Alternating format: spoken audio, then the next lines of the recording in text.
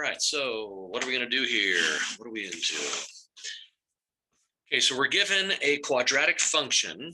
I know it's quadratic because the highest power of the variable is 2, which means that the graph is either going to be a parabola opening up or a parabola opening down. Either way, there's the center point is called the vertex. Okay, and what they're going to want us to do is they're going to want us to get a couple of points to the right of the vertex and a couple of points to the left of the vertex.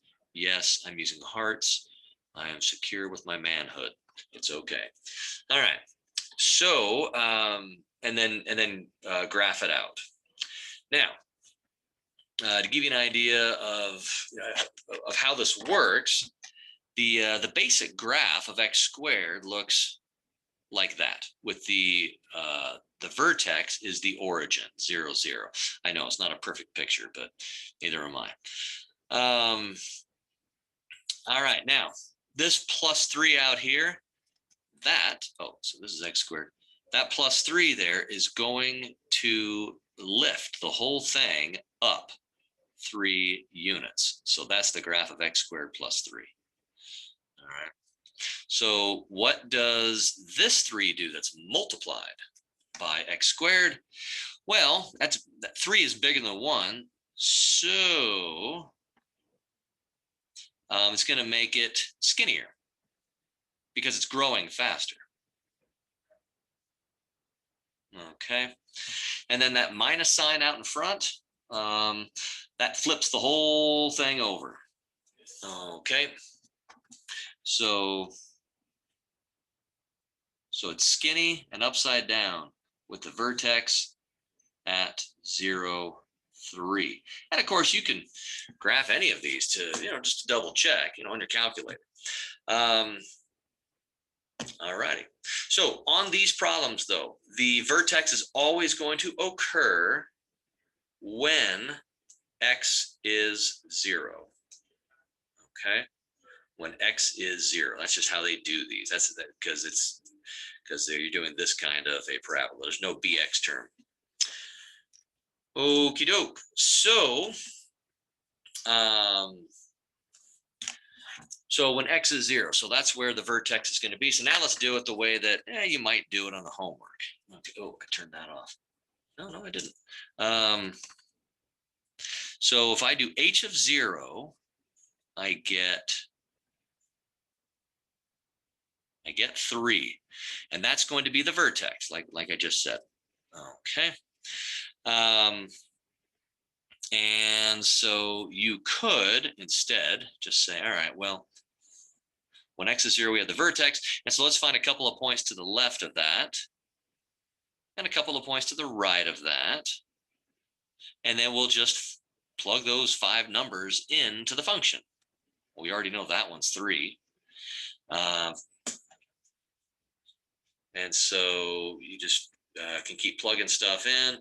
I'm going to shortcut it because I'm the teacher and I can get away with that. So negative 3x squared plus 3. And if I shortcut it, I can say, hey, look, negative 9, 0, 3, 0, negative 9. Those are the y values that correspond to those x values that I wrote down. So, pretty cool.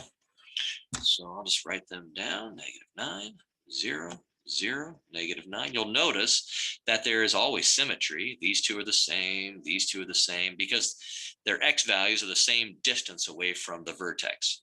Okay, that's one away, and that's 1 away from the vertex. Okay, so now I need to get off of that screen. And yeah, there we are. Okay, so now I can graph this thing just the way they want me to on Alex and say, all right, so we've got 0, 3. There's my vertex. And then, so that point is done. Then we can go negative 1, 0, and 1, 0. So that's those two right there. And the last two are negative 2 and 2. -9. So 1, 2, 3, 4, 5, 6, 7, 8, 9. I know it's not to scale, but whatever. I'm going to run out of room. And then the payoff is you get to play dot to dot, except hopefully on Alex it'll be a little more smooth. So that's kind of the idea right there with those first 4 topics. Now this one, this is we're graphing a parabola of this form where we've got we've got x minus, whoops, I gotta turn that on, x minus some number in here. Okay, and then a number on the outside of the parentheses. So the number on the inside of the parentheses, whoops, I missed it. That number is going to be the x coordinate of the vertex. And the one on the outside is the y coordinate. And that's the vertex. And yes, I got the signs correct. Notice there's a minus sign built into this formula. So you would say, all right, x minus what? What am I subtracting away? Well, I'm subtracting away a +4. And then on the outside, there is no such minus sign. So whatever sign it is, you include that with it. So this guy stays the same. This guy becomes the opposite. Think of it that way, and that'll work fine. Okay. So we've got that. So now they're saying, all right, do the same thing again. We know the vertex is 4, -1. So let's go one direction, a couple of points, and we'll go the same direction or the other direction, a couple of points. And then we plug those x values in, remembering that we have symmetry. So we know that h, or well, if we plug 2 in for x, we get 2 minus 4 squared plus 1 is -2 squared plus 1 is 5. And because of symmetry, I know that f of 6 is also 5. And then let's change the color so it's easier to read. And then for this piggy right here, let's plug him in. Let's see. And that'll be 2. And therefore that one is 2 by symmetry. And then you would graph the points on Alex. Okay. And play dot to dot.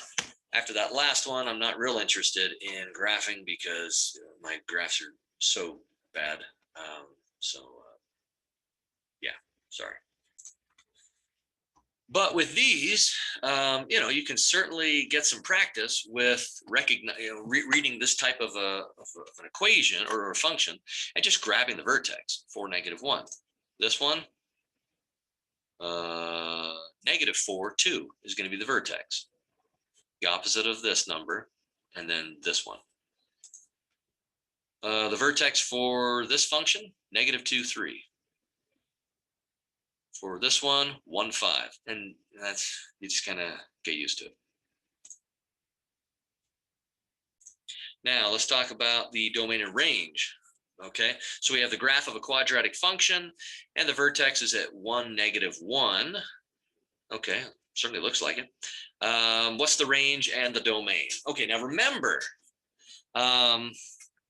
these arrows here, I should pick a different color. That's about exactly the same. Those arrows, what do they mean? They mean that the function just keeps going, right? Goes infinitely far down, but notice right here, it's a certain width and it gets wider and wider and wider, and it's going to get infinitely wide, isn't it? Until it just keeps getting wider and wider. So it turns out that the domain is going to be everything, because it just ends up using all x values, -∞ to infinity. And you'll find that that's the case for every parabola, every quadratic function. Now the range is the thing that can vary. The range, that's not all the x values like domain, that's all the y values. Well, the y values that are getting used are everything from height -1 on down. So -∞ to -1. Now that's how to write your answer in inequality notation. If we were going to do it in, I'm sorry, that's interval notation. If we were going to do it in inequality notation, we would say all reals, because that's what they told us to do right there. And then the other one would be all y values less than or equal to -1.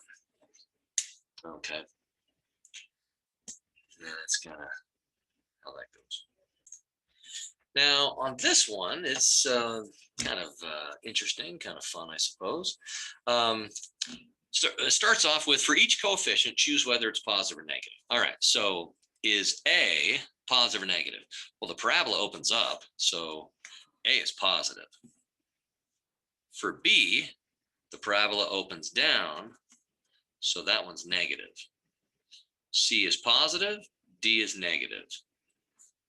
Now we just pick one item at a time. Choose the coefficient closest to 0. Well, again, like I mentioned before, if we're just looking for which one's closest to 0, we don't care if it's positive or negative. We just care about which one is close to 0, as in which parabola is the least skinny or the fattest. And that's our guy right there.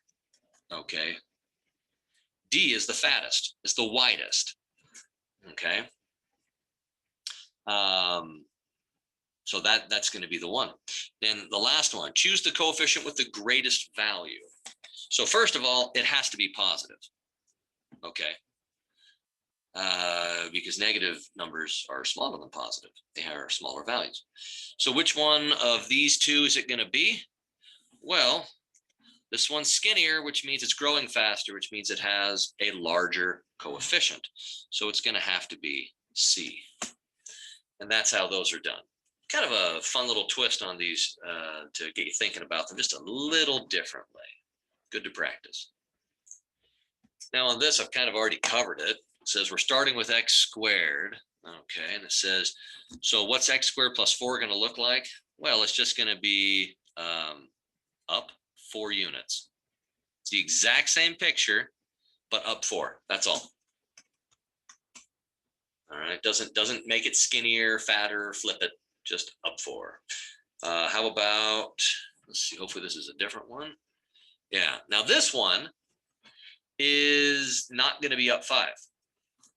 Okay, if it were x squared plus 5, yeah, we're adding 5 to the entire basic function. Sure, we'd be moving up 5, but we're not adding 5 to it. We're to the entire function. We're just adding 5 to x, which means it's going to move in the x direction, side to side. And when it goes in the x direction, it kind of does the opposite of what we intuitively think. So this one is going to go left 5. So it's going to be right there with the vertex at -5, 0. And you can double check this, graph that, see if it's doing what you expect. You really ought to. Okay, how about another one?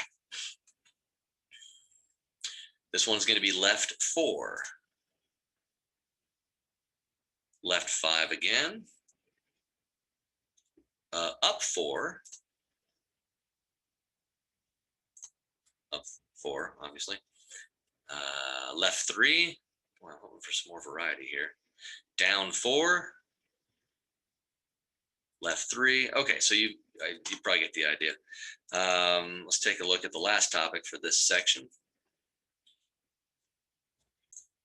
Now, this topic is based very much on what we just did on that last topic.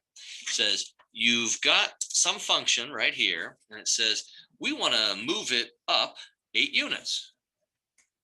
Oh, so that means, and that'll be called f of x. So f of x is going to be that same function, but then moved up 8 units. Oh, so that'll just be -2x squared plus 10.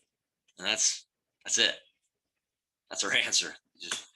Yeah, not a big deal. If it said down 8 units, this would be a subtraction sign, and then it would be -2x squared minus 6. That's it.